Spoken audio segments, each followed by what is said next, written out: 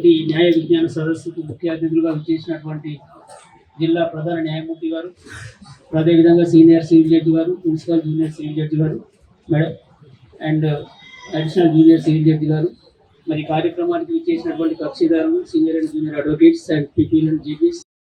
కాబట్టి ప్రజలందరూ ఈ అవకాశం సద్వినియోగపరచుకొని రాజీ పడదగ్గ కేసులన్నింటినీ రాజీ చేసుకొని విలువైన కాలాన్ని, డబ్బులు వృధా కాకుండా చూసుకుంటారని ఆశిస్తూ, ఇంకొకటి ఈ లోకాలతో రాజీ పడే కేసులకు అప్పీల్ అనేది ఉండదు. ఇప్పటికే క్లోజ్ అయిపోతే మళ్ళీ అప్పీల్ అనేది ఉండదు.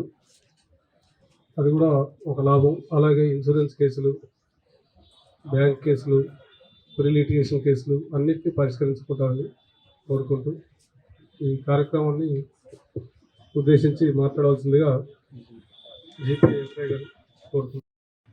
డిస్ట్రిక్ట్ లీగల్ సెల్స్ అథారిటీ ఆధ్వర్యంలో నిర్వహిస్తున్న ఈ కార్యక్రమానికి విశిష్ట అతిథిగా విచ్చేసినటువంటి principal district judge P Chandrashekhar Prasad గారు, అదేవిధంగా సీనియర్ సివిల్ జడ్జి గారు, అదేవిధంగా మౌనిక మేడం గారు, జూనియర్ సివిల్ జడ్జి గారు, అదేవిధంగా తిరుపతి గారు, ఈ కార్యక్రమానికి ఇచ్చేసినటువంటి జీపీలు మరియు పీపీ గారు, న్యాయవాదులు, కక్షిదారులందరూ కూడా నా నమస్సుమాంజలు తెలియజేసుకుంటాను. అదేవిధంగా న్యాయం అనేది ఒకప్పుడు న్యాయం కోసం కోర్టుకు రావడం కోసం భయపడేది. అన్నదమ్ములు, అక్క చెల్లెలు కృతిక ఆవేశంలో గొడవలు చేసుకొని ఎప్పుడూ రాజీ పడదాం ఎట్లా అనే అవకాశం లేకుంటున్నటువంటి టైంలో ఈ లీగల్ సెల్ ద్వారా ఆ కేసులని పరిష్కరించుకోవడం కోసం ఒక సదవకాశాన్ని మనకు కలిగించింది. అందరూ కూడా దాన్ని వినియోగించుకుంటున్నారు. కక్షలు కార్ఖాన అన్న తమ్ముడు చిన్న చిన్న విషయాల్లో గొడవలలో పంచాయతీలు పెట్టుకుని ఏళ్ళ తరబడి కోట్ల తిరిగి తమ యొక్క శ్రమను, ధనాన్ని అన్నీ కూడా చేసుకుంటూ లాస్ట్కి వచ్చేసరికి రాజీ మార్గం అనే విధంగా రాజీ చేసుకోవచ్చు ఈ కేసులో. అదేవిధంగా యాక్సిడెంట్ కేసులలో యాక్సిడెంట్ కాగానే కోర్టులలో కేసులు వచ్చే టైంకి తర్వాత వెంబటే పోగానే ఇన్సూరెన్స్ కంపెనీ వాళ్ళు కూడా ముందుకు వచ్చి తొందరగా ఎవరైతే చనిపోయిన వారికి న్యాయం జరిగే విధంగా ఆ అమౌంట్స్ తోటి కొద్దిగా వాళ్ళ కుటుంబాలు నిలబడే విధంగా ఉంటాయి. ఇలాంటి కార్యక్రమాలు నిర్వహిస్తున్న స్టేట్ లీగల్ సెల్ అది చైర్మన్ గారికి, వారందరూ కూడా మనం భారత తరఫున ధన్యవాదాలు తెలుపుకుంటూ ఈ అవకాశం ఇచ్చినటువంటి డిస్ట్రిక్ట్ లీగల్ సెల్ చైర్మన్ గారికి ధన్యవాదాలు తెలియజేస్తున్నాం. శ్రీనివాస్ గారు మాట్లాడుతూ ఈ పెండెన్సీ తగ్గించుకోవడానికి మీరు ముందుకు రావాలన్నారు. పెండెన్సీ కోసం మీరు చేయాల్సిన పని కాదు. మనలో మార్పు రావాలి. మనకి కిరీటాలంటూ ఏం లేవు. ప్రశాంతమైన జీవితాన్ని గడపాలంటే రియలైజేషన్ కావాలి. తప్పేమని చేస్తే క్షమించమని అడగటంలో తప్పేమి లేదు. అందుకోసమని కోర్టులో వెళ్తే కనుక నేను మాత్రం చెప్పడానికి ఒక్కళ్ళు మాత్రమే గెలుస్తారు నాకు తెలిసి.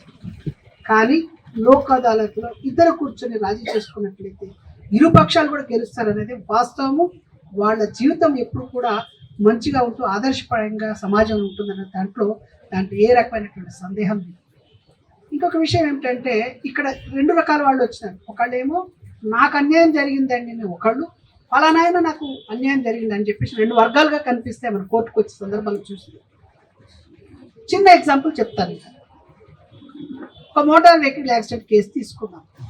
ఏదో యాక్సిడెంట్ అయిపోయింది, కాలు వచ్చే ఇబ్బంది వచ్చేసి దానికి 2 లక్షలకు 3 లక్షలకు కాంపెన్సేషన్ నష్టపరిహారం కోసం ఏంటో జరిగింది.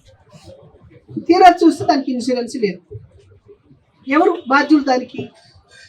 ఆ ఓనరు, ఆ డ్రైవర్ కూడా లైసెన్స్ ఉండాలి.